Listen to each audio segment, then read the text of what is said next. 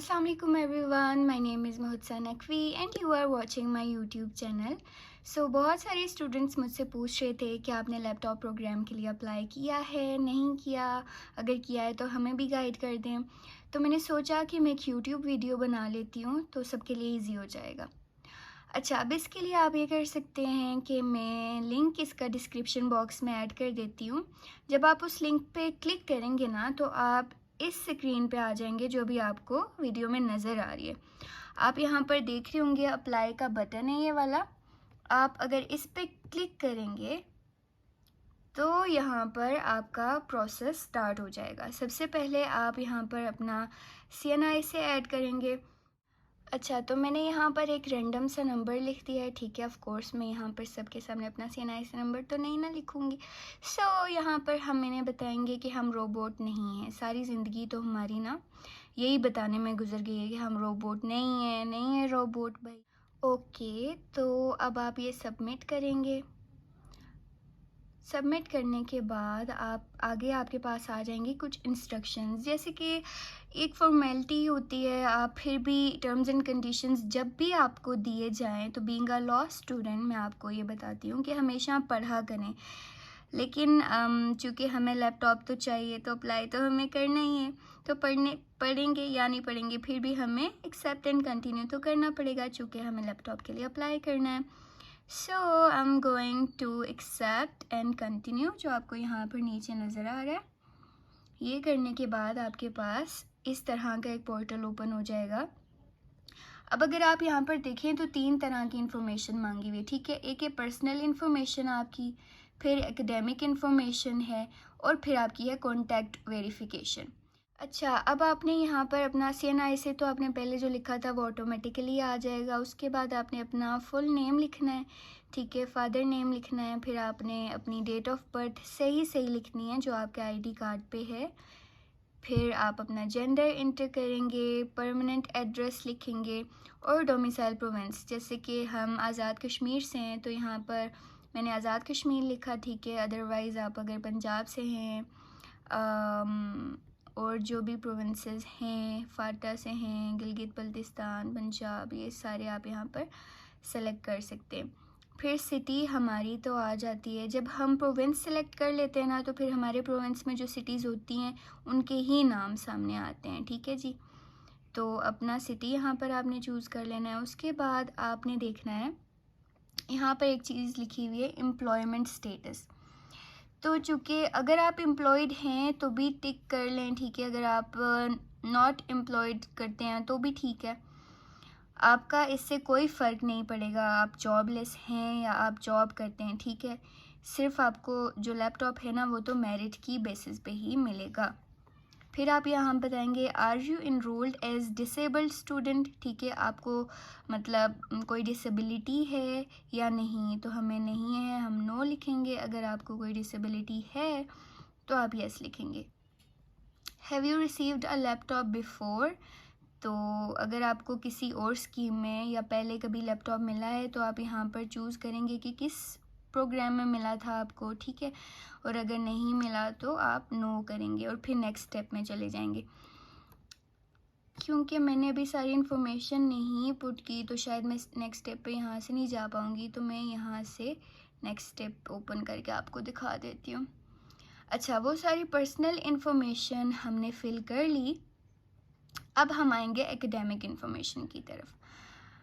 इसमें सबसे पहले हम लिखेंगे इनरोलमेंट नंबर। अब इनरोलमेंट नंबर आप इसको रजिस्ट्रेशन नंबर भी कहते हैं, जो अपनी अपनी यूनिवर्सिटी का होता होगा, तो आपने वो एंटर करना है, ठीक है। सिटी ऑफ यूनिवर्सिटी, अब आपकी यूनिवर्सिटी जो है वो किस सिटी में है, ठीक हो गया। हम लिखेंगे मुजफ्फराबाद,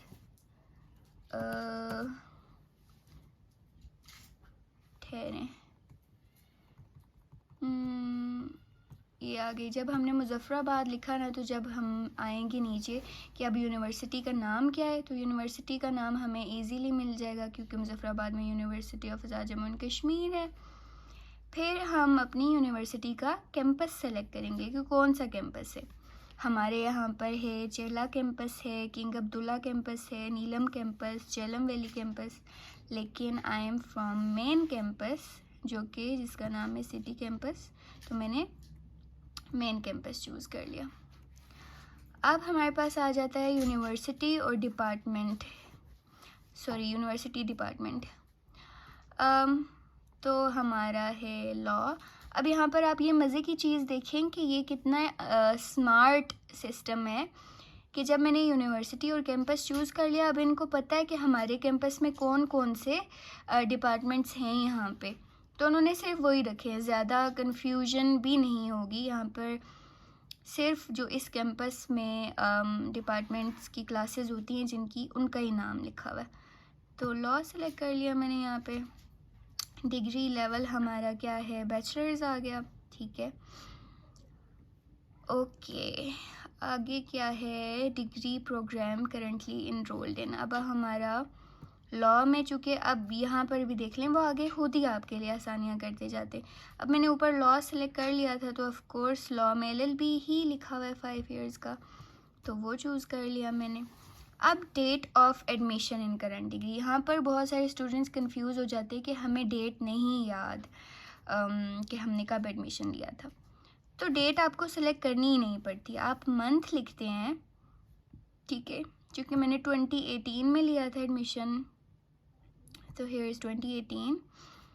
और वो ये कह रहे हैं कि जुलाई से ये स्कीम एप्लीकेबल है, तो मुझे ऐसा लगता है कि अगस्त में हमारा, जो मैंने एक दफ़ा NOC बनवाया था तो उस पर लिखा हुआ था कि मेरा एडमिशन अगस्त में हुआ था, बट यहाँ पर जुलाई ही एप्लीकेबल है, तो आप जुलाई ही सेलेक्ट कर लो। जब मैं देखें यहाँ पे अगस्त करती हूँ, तो वो क्या कहता है कि डेट मस्ट बी फ्रॉम 1 जुलाई 2018, तो कोई इशू नहीं, एक मंथ से तो फ़र्क नहीं पड़ता, तो जुलाई रख लें। कंप्लीशन डेट खुद ही उसने इंटर कर ली है।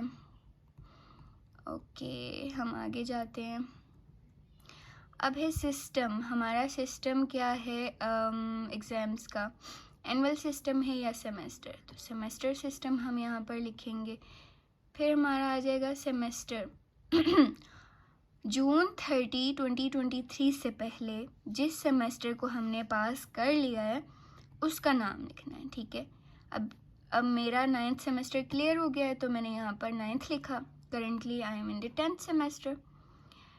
ईयर ऑफ स्टडी 5 इयर्स लिखा हुआ है ऑलरेडी। फिर आपने यहाँ पर अपनी परसेंटेज लिखनी है, यहाँ पर आपने अपनी मैट्रिक की परसेंटेज लिखनी है, ठीक है।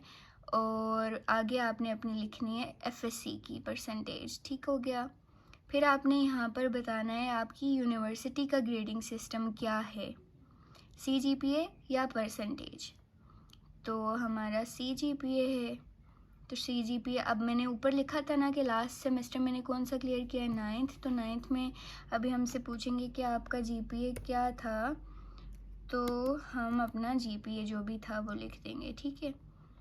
और परसेंटेज के लिए फिर मैंने बड़ी कोशिश की यहाँ पे कि परसेंटेज में इंटर कर सकती हूँ, लेकिन वो इंटर नहीं कर सकते, वो सिर्फ हमने GPA लिख दिया है, दैट इज़ इनफ।